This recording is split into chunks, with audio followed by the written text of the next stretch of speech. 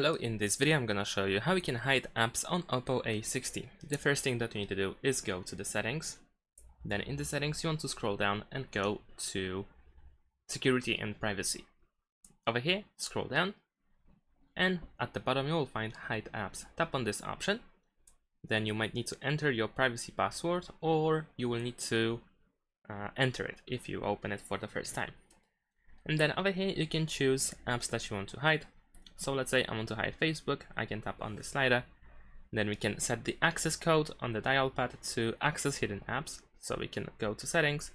Now we can set the access code, and the access code must start and end with hashtag and contain 1 to 16 digits in between. So for example, 1, 2, 3, 4 hash, something like this. Then we can press this check in the top right corner, and then in order to access the app, we need to dial this code. So we can press done, and let's actually try one more. Let's say Gmail, and there we go. We can also switch to hidden over here in order to see the list of all hidden apps. So now in order to access the hidden apps, we need to go to the phone app, and then we need to dial the added code 1, 2, 3, 4 hash, and there we go. We have all hidden apps. Thanks for watching. Leave a like and subscribe to my channel, and see you in my next videos. Bye.